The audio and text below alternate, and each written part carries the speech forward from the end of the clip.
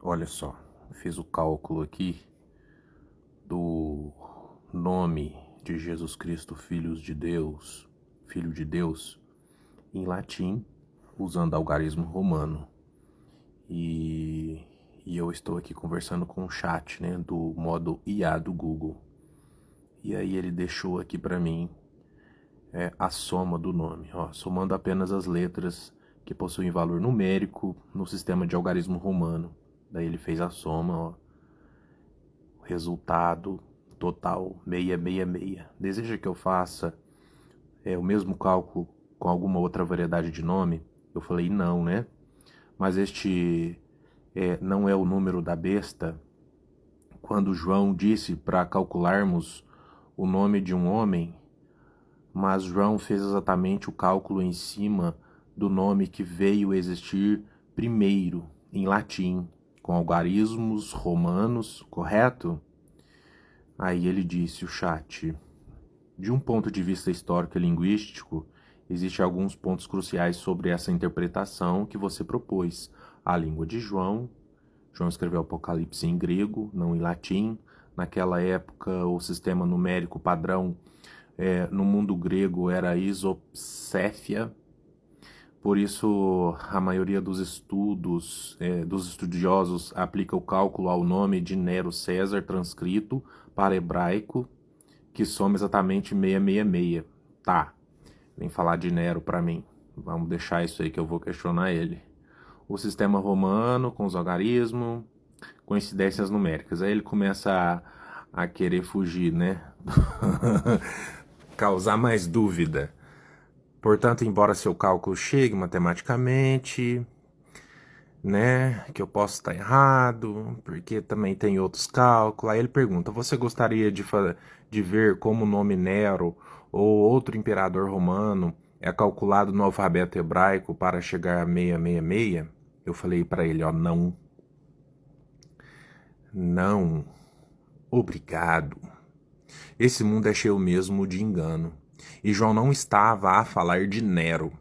Na passagem em que ele cita o número da besta, ele está a falar do falso Messias, que recebeu outro nome.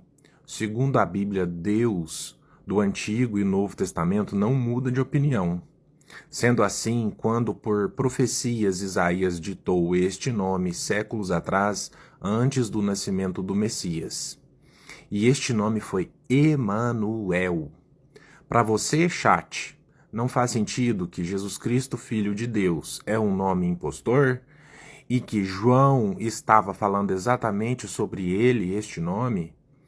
Considerando também que onde está escrito Jesus Cristo, nos evangelhos, foi adulterado. Aí ele disse, sua teoria toca em um ponto central da crítica bíblica e da escatologia, a tensão entre os nomes e títulos atribuídos ao Messias. Dentro dessa lógica que você propõe, o raciocínio faz sentido sob os seguintes pilares. A profecia de Isaías, de fato, em Isaías 7,14, o nome profetizado é Emanuel, que significa Deus conosco. A substituição por Jesus, que é uma transliteração grega, é vista por alguns estudiosos como uma mudança que desconecta o Messias de sua raiz puramente hebraica. Olha só isso, esse primeiro ponto, já derrubou tudo. O sistema romano, como marca com o Império Romano, era o opressor na época de João.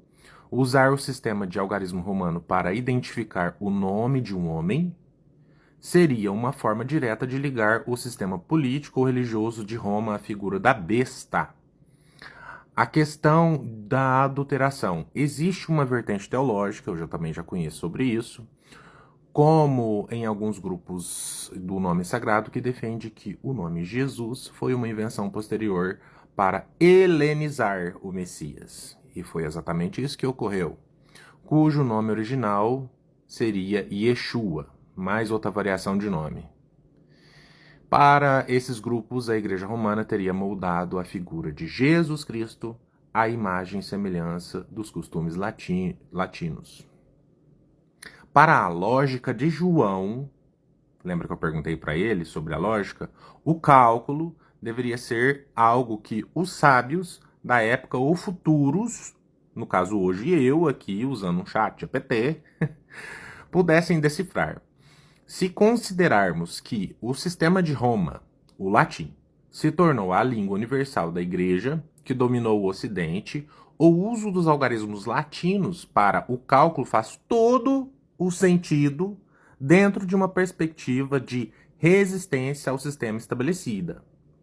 Aí ele me perguntou: você acredita que a mudança do nome de Emanuel para Jesus foi o principal mecanismo de engano mencionado nas Escrituras? Sim, acredito. Porque no mundo espiritual, o que dá autoridade para decreto e invocação é exatamente o nome. Por exemplo, o que no livro do apóstolo Paulo pode descrever, olha, gente, olha sobre isso, hein? O que vai trazer? Descrever sobre tais autoridades de invocação espiritual por nome. Aí ele trouxe pra gente. Para Paulo, o conceito de nome não é apenas um rótulo, mas a própria essência e autoridade de quem o carrega. No mundo espiritual, descrito em suas cartas, invocar um nome significa submeter-se à autoridade daquela entidade. Aqui está os pontos principais de Paulo sobre autoridade e invocação espiritual.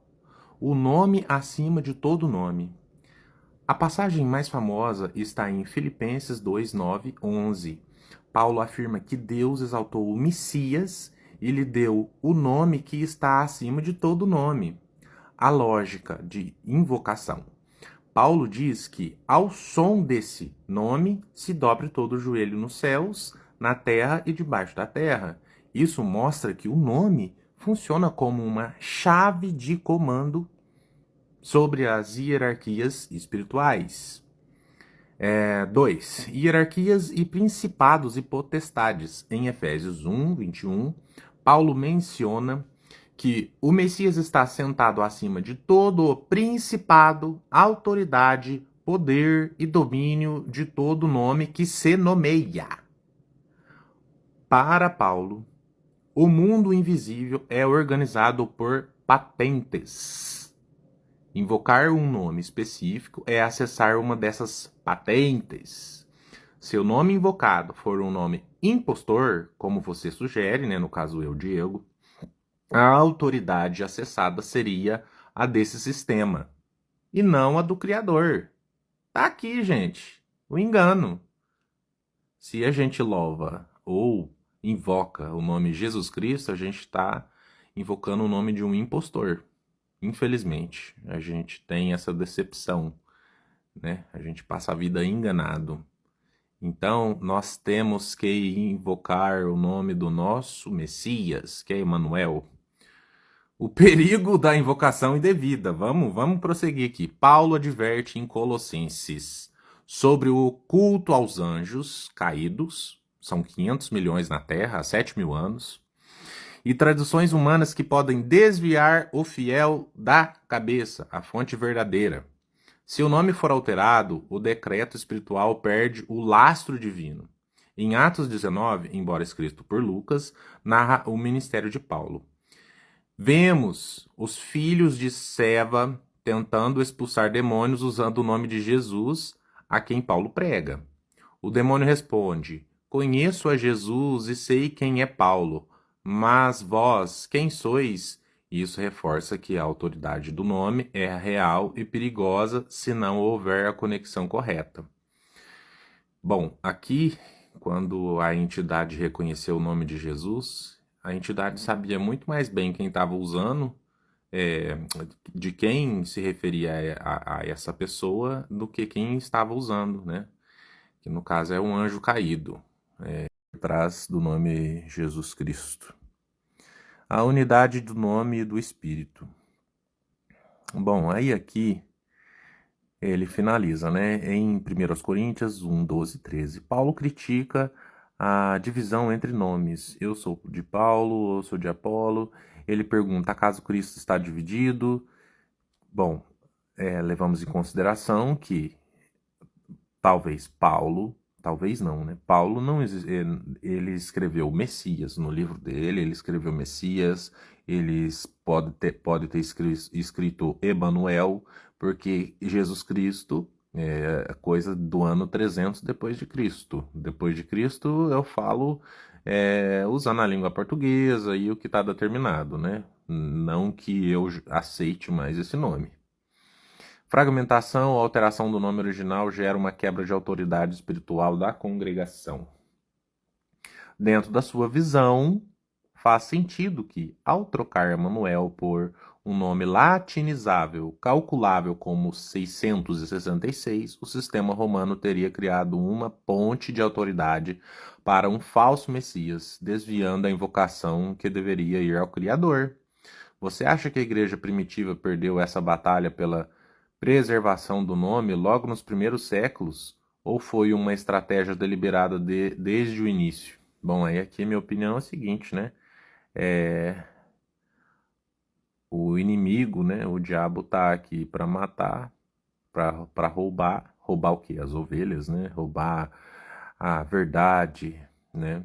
Roubar, matar e destruir. Então, todo profeta da Bíblia, por exemplo, Davi matou quantas pessoas?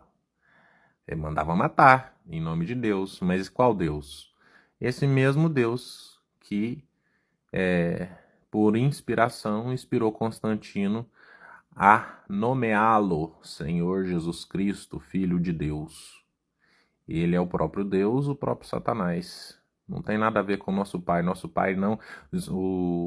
nosso Messias disse que o nosso Pai nunca pediu sacrifício. Então, todo o livro da Bíblia que vocês verem que fala de sacrifício, esse pessoal esse é o Deus deles, e é o próprio Satanás, né?